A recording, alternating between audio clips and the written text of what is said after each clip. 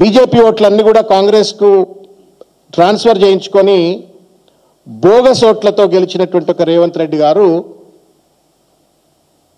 తానేదో సాధించినట్టుగా చిల్లర మల్లర మాట్లాడిన ఒక మాటలను తీవ్రంగా ఖండిస్తూ ఉన్నాం. ఆయన 100 ఎలుకలు తిన్న పిల్లి తీర్థయాత్రలకు పోయిందట.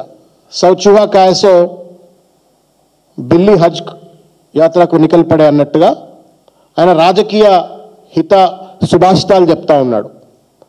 లాస్ట్ ఇయర్లోనే రాజకీయాలు చేయాలా,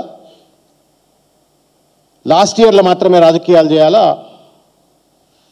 4 ఏళ్ళు పరిపాలన అభివృద్ధి గురించి మాట్లాడాలని చెప్పని ఒక చెత్త సంస్కృతికి కక్ష, కుట్ర, కార్పణ్యం, కుతంత్రం, లేనిపోని అపవాదులు, ఆరోపణలు, తప్పుడు కేసులు, వీటి ఆధారంగా 2 సంవత్సరాల పాటు పరిపాలన కొనసాగించిన చెత్త ముఖ్యమంత్రి ఎవరున్నారంటే రేవంత్ రెడ్డి గారు. ఈ యొక్క negative mind సెట్తో KCR గారిపైన, KTR గారిపైన, Harish Rao గారిపైన దుమ్మెత్తిపోయాలా, character assassinate చేయాలన్నటువంటి ఒక దుగ్ధతో పరిపాలనపై పట్టుకోల్పోయి వాళ్ళ రాష్ట్రం మొత్తం కూడా అధోగతైన ఒక పాలు ప్రజలందరికీ దిగ్విజయమే. సిఏజీ లెక్కలు చెప్తా ఉన్నాయి ఏ రకంగా రెవెన్యూ రిసిప్ట్స్లో కానివ్వండి, ట్యాక్స్ రియలైజేషన్స్లో కానివ్వండి ఏ రకంగా రాష్ట్రం దెబ్బతిన్నదో పూర్తిగా కూడా కనబడతా ఉంది. ఆయన అనుకుంటా ఉన్నాడు ఇవాళ కేటీఆర్ గారు, హరీష్ రావు గారి మధ్యన పంచాయతీలు ఉన్నాయి, ఈయన కుర్చీ కోసం ఆయన కుర్చీ కోసం ఈయన కొట్లాడుతున్నాడు అని చెప్పండి. మీ సొంత కుర్చీ కింద ఎన్ని కుంపట్లు ఉన్నాయో ఒక్కసారి చూసుకో రేవంత్ రెడ్డి గారు. నిన్ను ఎందుకు బీహార్కి పిలవలే? బీహార్ ప్రచారానికి రేవంత్ రెడ్డిని ఎందుకు పిలవలే? ఎందుకు పొంగులేటి శ్రీనివాసరెడ్డిని పిలిచిండ్రు, అంజన్ కుమార్ యాదవ్ గారిని పిలిచిండ్రు, ఎందుకు రేవంత్ రెడ్డి గారిని బీహార్ ప్రచారానికి పిలవలే? ఇవాళ ఉత్తమ్ కుమార్ రెడ్డి, కోమటిరెడ్డి రాజగోపాల్ రెడ్డి, పొంగులేటి శ్రీనివాసరెడ్డి ఈ ముగ్గురు కలిసి నీ కుర్చీని ఎప్పుడు పడితే అప్పుడు గుంజుకుందామా అని చెప్పని వాళ్ళు కుంపట్లు పెట్టుకొని సిద్ధంగా కూర్చున్నారు. మళ్ళీ వచ్చి నువ్వు హరీష్ రావు గారి గురించి, కేటీఆర్ గారి గురించి, కేసీఆర్ గురించి మాట్లాడుతున్నావు. నీ కుర్చీ నువ్వు కాపాడుకోవా మొదలు. ఎండ్రకిచ్చల గంప ఇది మీది, మీ ప్రభుత్వం ఎండ్రకిచ్చల గంప. ఒకరికంటే ఒకడికి సయోధ్య ఉందా చెప్పి మీరు గుండె చేయబెట్టుకొని చెప్పండి రేవంత్ రెడ్డి గారు, మీ మంత్రులు మీకు సయోధ్య ఉందా?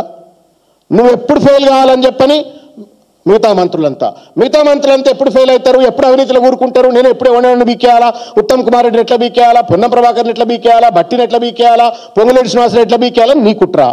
మీరు కుట్రలు కుతంత్రాలు చేసుకుంటా ఒక కలహాల కాపురం నడిపిస్తూ రాష్ట్ర ఆర్థిక వ్యవస్థను, రాష్ట్ర ప్రభుత్వాన్ని, రాష్ట్ర పురోగతిని గండిగొట్టేటువంటి ఒక మీరు బీఆర్ఎస్ పార్టీలో ఉన్నటువంటి ఒక అంతర్గత అంశాల పట్ల, విషయాల పట్ల లేనిపోని ఊహలు, కలలు అంటూ కేసీఆర్ లేకపోతే కేటీఆర్, హరీష్ రావు వీళ్ళ మధ్యన ఏదో పంచాయతీలు అని చెప్పని కలలు అంటున్న రేవంత్ రెడ్డి, ముందు నీ కుర్చీని కాపాడుకో, నీ కుర్చీకి ఉన్నటువంటి ఒక బాధ్యతను కాపాడుకో, రాష్ట్ర ప్రగతిని కాపాడాలని చెప్పని నేను విజ్ఞప్తి చేస్తా ఉన్నాను. వాస్తవానికి ఏంటంటే నీ పదవికి పిండం పెట్టడానికి మొత్తం అంతా తయారున్నారు. నీ పార్టీలో ఉన్న వాళ్ళే నీ పదవికి పిండం పెట్టాలని, నేను ఎప్పుడు దింపాలని చెప్పని మొత్తం అంతా సిద్ధంగా ఉన్నారు. దాన్ని ఫస్ట్ కాపాడుకోవాలని చెప్పని నేను కోరుతా ఉన్నాను.